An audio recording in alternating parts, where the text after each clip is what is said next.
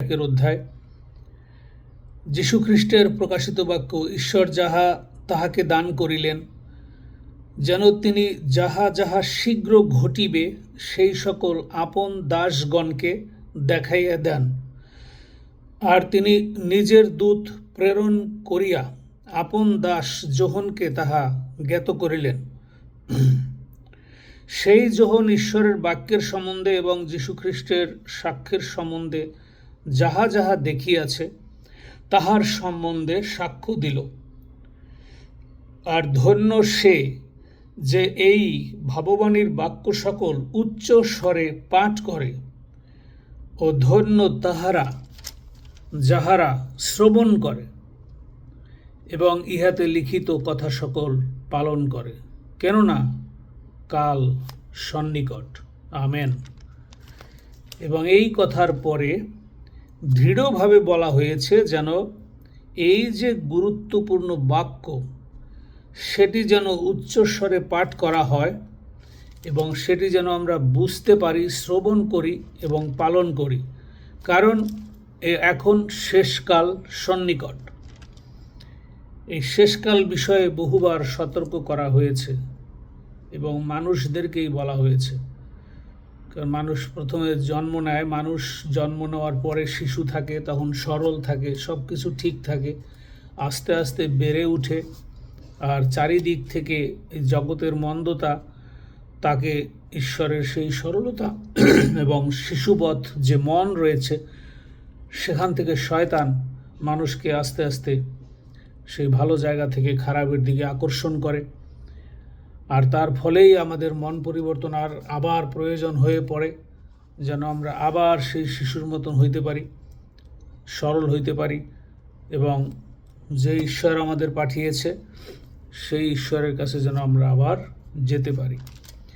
এই যে পদ্ধতি, এবং আমরা মাঝখানে এই মানুষ এই সমস্যার মধ্যে, এই জন্য যিশু এই 7 মণ্ডলীকে জগতের সমস্ত মানুষের কাছে যেন এই 7 মণ্ডলীর মধ্য দিয়ে যিশুর এই কথা প্রচারিত হয়, পঠিত হয় এবং তা শ্রবণ যেন মানুষ করে।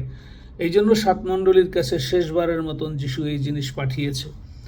এবং 1 অধ্যায় থেকে 3 অধ্যায় পর্যন্ত আমরা দেখব এই 7 মণ্ডলীর যুগ, না 7 মণ্ডলীর যুগ কোথায়? পৃথিবীতে 7 মণ্ডলীর কি অবস্থা, মানে 7 মণ্ডলীর যুগের চরিত্রর মধ্য দিয়েই এই পৃথিবী শেষ হবে। এই জন্য ঊর্ধ্বে সপ্ত তারা রয়েছে বা সপ্ত দূত রয়েছে, তাদের দ্বারা এই সপ্ত মণ্ডলী পরিচালিত হচ্ছে। কিন্তু সেই মণ্ডলীর দুর্দশা এই পৃথিবীতে কি অবস্থা সেটি সুন্দরভাবে প্রকাশ করা হয়েছে। আর আমরা শেষ মণ্ডলীর কথা বারবারই আমাদের স্মরণ করা উচিত, যেটা লাইদিয়াকস্ত মণ্ডলী, এবং সেটি হলো শেষ মণ্ডলীর যুগ, আর আমরা সেই যুগের মধ্যে রয়েছি।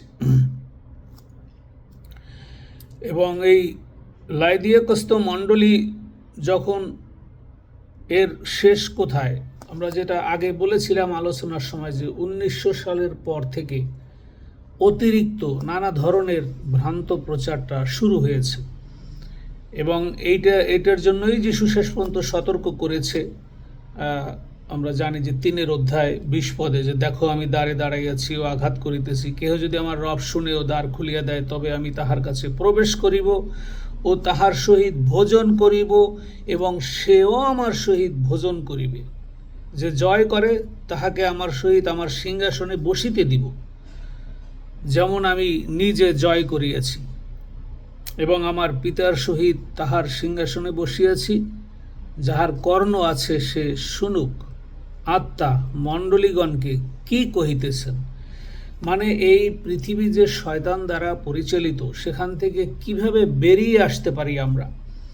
এবং যিশু বলছে যে এতই চাতুরতা থাকবে, এতই মন্দতা থাকবে, এত বিভ্রান্তি এবং এত ভ্রান্ত বিষয় থাকবে যে মানুষ কোনোভাবেই সেখান থেকে বেরিয়ে আসতে পারবে না।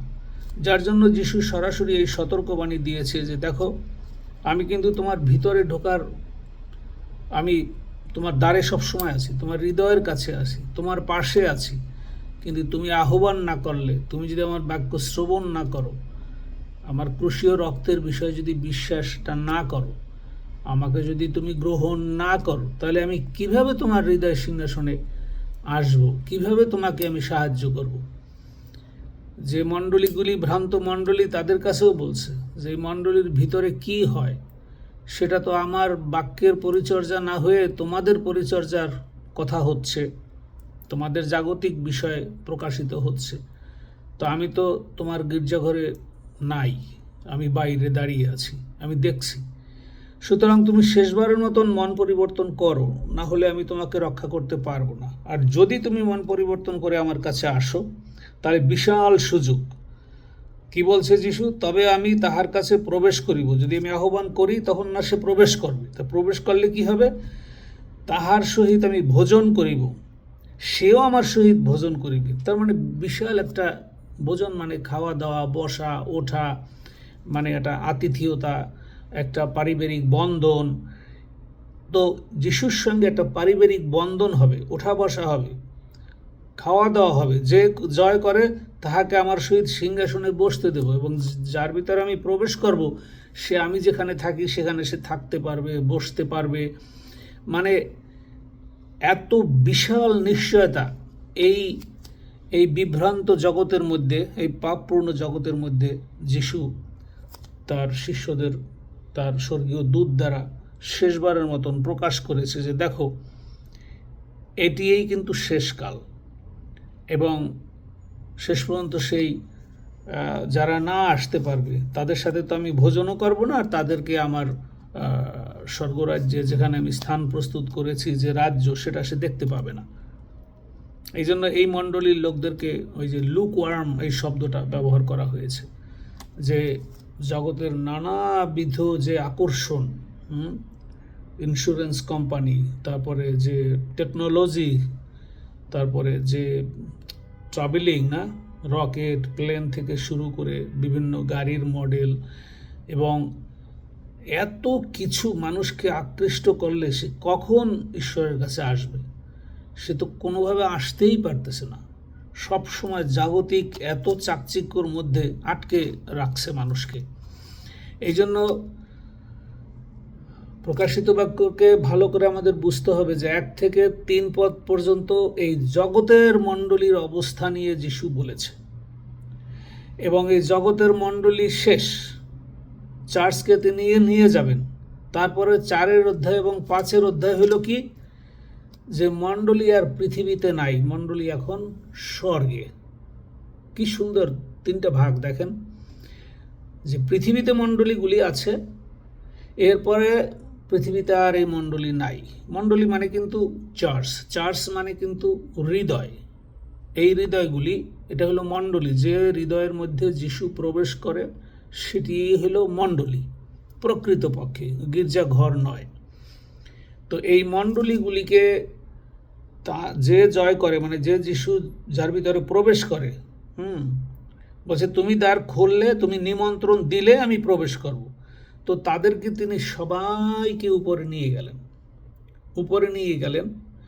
এখন এই পৃথিবীর মণ্ডলীর অবস্থা এক, যখন বিশ্বাসীদেরকে উপরে নিয়ে যাওয়া গেল তখন মণ্ডলী হয়ে গেল উপরে, কারণ সমস্ত বিশ্বস্ত লোক তখন উপরে, নিচে কেউ নাই।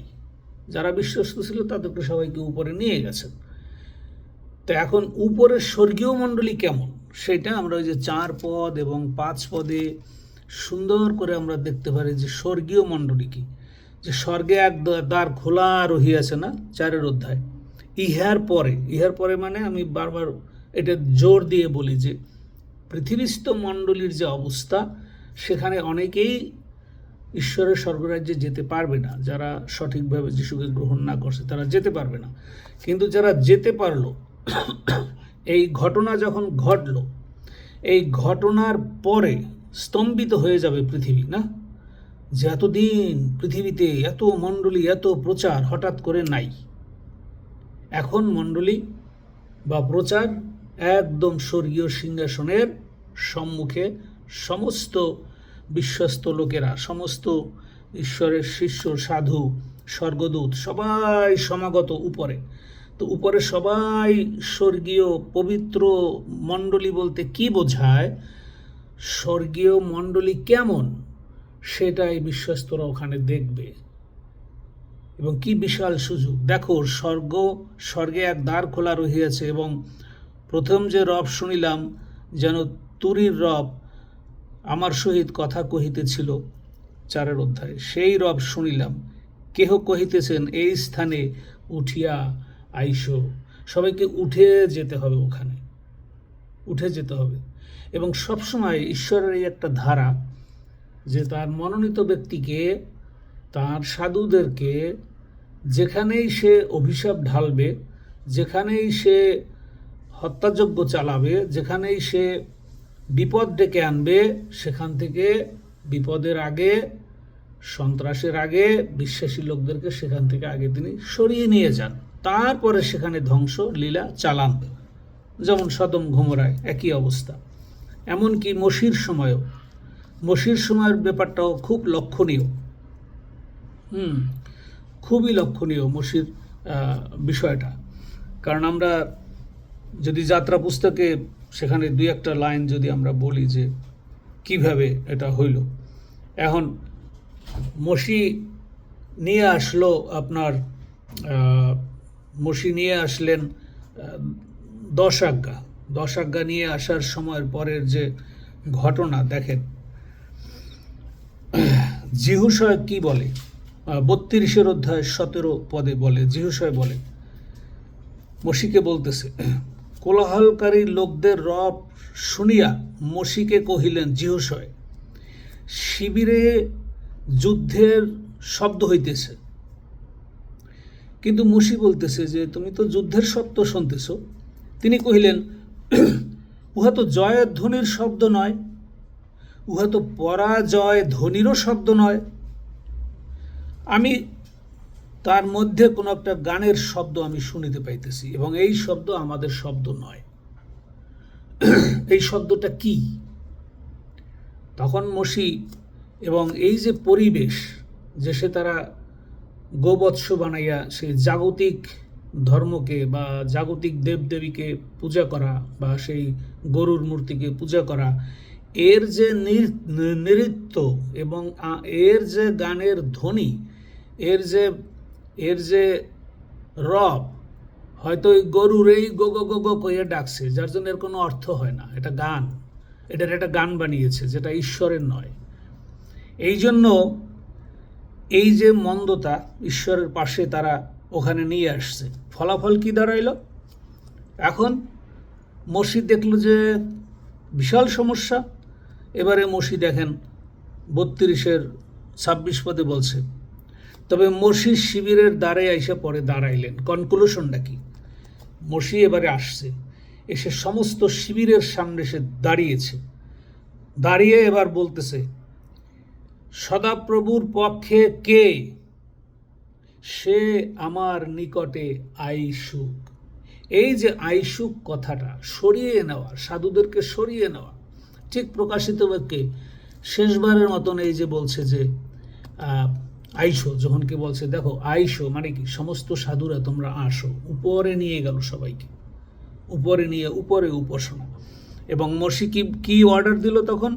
সদাপ্রভুর পক্ষে কে, সে আমার নিকটে আইসুক। তাহাতে লেবীর সন্তানেরা সকলে তাহার নিকটে একত্র হইল, মানে যারা ওই গোবৎসের পূজায় যায় নাই, যারা জাগতিকতার ওই যে গানের কোনো অর্থ হয় না সেই শব্দের কাছে যারা যায় নাই, তিনি তাহাদিগকে কহিলেন, হে লেবীর সন্তানেরা, এবারে শুনো, সদাপ্রভু ইসরায়েলের ঈশ্বর এই কথা কহেন। এখন ঈশ্বর যা করতে বলছে মসিকে, সেটা তিনি করলেন। ঈশ্বর কি বলছে মসিকে? এবার মসি অর্ডার দিতেছে, তোমরা প্রত্যেকজন আপন আপন উরুতে খড়গ বাঁধো ও শিবিরের মধ্য দিয়া এক দ্বার অবধি অন্য দ্বার পর্যন্ত যাতায়াত করো, এবং প্রতিজন আপন আপন ভ্রাতা মিত্র প্রতিবেশীকে বধ করো। এবার হত্যার আদেশ দিয়েছে। কে দিয়েছে আদেশটা? কিন্তু ঈশ্বর দিয়েছে। কেন দিয়েছে? যে এই লোকগুলি এইখানে এসে এই নাচানাচি করেছে, এই বাবলিংস করেছে, এই গবলিংস করেছে, ঠিক আছে, যেটা ঈশ্বরের পবিত্রতাকে ডেলিগনেটিং করে, মানে কালিমা যুক্ত করে, অর্থাৎ পবিত্রতার পাশাপাশি অপবিত্র যখন কোনো কিছু আসে সেটা হইল ঈশ্বর অবমাননা। তো সেই কাজ তারা করেছে। এখন মসি তুমি অর্ডার দাও এবং সবগুলাকে ধ্বংস করো, কাটো, গলা কাটো। কার গলা কাটবে? ওখানে তো কেউ অন্য লোক নাই, সবাই নিজেদের লোক। হুম, নিজেদের ভ্রাতা, হ্যাঁ কি বলছে এখানে, নিজেদের ভ্রাতা, বন্ধু, প্রতিবেশী, এরাই তো আমরা। বলছে আগে এদের গলা কাটো। কতজনের গলা কাটলো? 3000, কম বেশ 3000-এর গলা কাটলো। তাহলে কি করছে মসি? আগে সরিয়ে নিয়েছে কে কে সদাপ্রভুর পক্ষে। শেষে আমার কাছে আগে আসো, তারপরে আমি ধ্বংসযজ্ঞ চালাবো। ঠিক একই অবস্থা আজকে সেটার শেষ দশা কিন্তু ঘটছে এই প্রকাশিত বাক্যে এসে। এইবারে যিশু শেষবারের মতন বলছে যে এবারে শুধু সেই শিবিরে নয়, এবারে সারা পৃথিবীর মধ্যে কে কে আমার পক্ষে আছে, রেডি হও। যখনই আমি ডাক দেব আইসো, তখন তোমাদেরকে উপরে চলে আসতে হবে এবং এটিই তোমাদের হবে স্থায়ী বাসিন্দা, ঈশ্বরের সঙ্গে, যিশুর সঙ্গে ওঠা বসা, খাওয়া, চলা ফেরা। তার মানে টোটালি নতুন আকাশ, নতুন পৃথিবী, নতুন রাজ্যে বা স্বর্গীয় রাজ্যে যে স্থান প্রস্তুত করার জন্য যিশু গিয়েছে, বা যিশুর বিবাহ ভোজের যে প্রস্তুতি যেখানে চলবে, সেখানে সবাই সেখানে হাজির।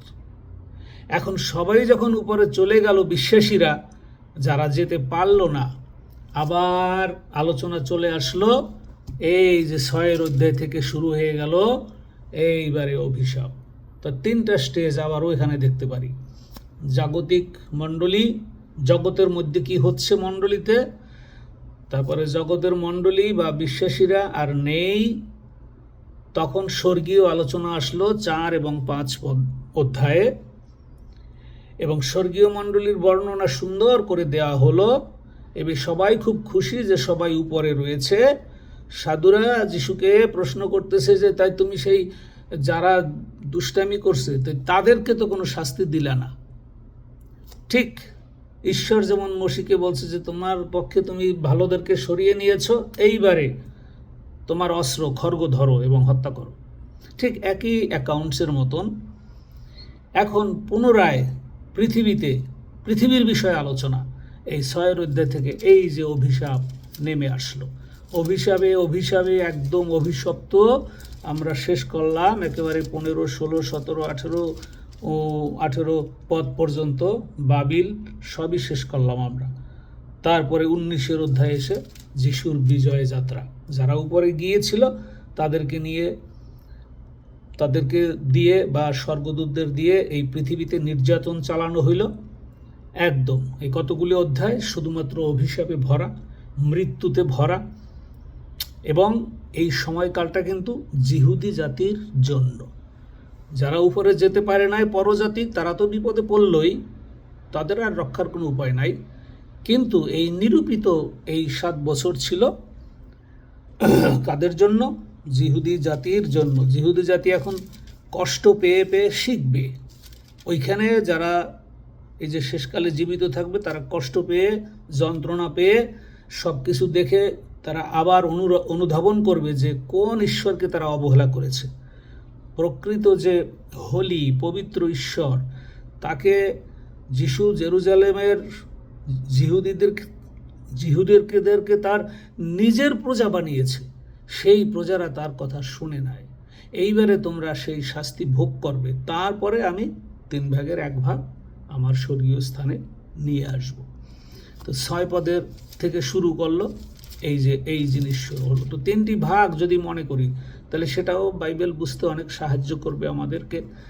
যে পৃথিবীর মণ্ডলীস্থ আলোচনা, তারপরে স্বর্গীয় মণ্ডলীর আলোচনা, তারপরে স্বর্গে বসে আমরা যারা থাকবে তারা উপর থেকে দেখতে পাবে পৃথিবীতে এই যাতনা, শেষ যাতনা কি, এবং যিশু নিজে স্বর্গদূতদের নিয়ে এসে আর্মাগেদন ফাইট, যেটাকে বলে আমরা হরমাগিদন ফাইট, প্রকাশিত বাক্য 16-তে, যে কিভাবে তাদেরকে মারা হবে। এবং ইউফ্রেটিস নদী অলরেডি শুকিয়ে যাচ্ছে, সেখানে ইরাক, ইরান, সোমালিয়া, পাকিস্তান, তারপরে টার্কিশ, এরা সবাই মিলে যখন আইসা জেরুজালেমকে ঘিরে ধরবে, কারণ এখন তো জেরুজালেমকে ঘিরে ধরলে আমেরিকা দৌড়ে এসে সাহায্য করে, কিন্তু তৃতীয় বিশ্বযুদ্ধ হবে 7 বছরের প্রথম দিকে, তখন আমেরিকা আর থাকবে না, কারণ অধিকাংশ আমেরিকার খ্রিস্টান, বড় বড় খ্রিস্টান, প্রচুর খ্রিস্টান সাধু, তারা সব চলে যাবে উপরে। তো তখন আমেরিকান পাওয়ার এত থাকবে না, কারণ তাদের অনেক মিলিটারিরাও অনেক বিশ্বস্ত মিলিটারি, বর্ন অ্যাগেন মিলিটারি আছে।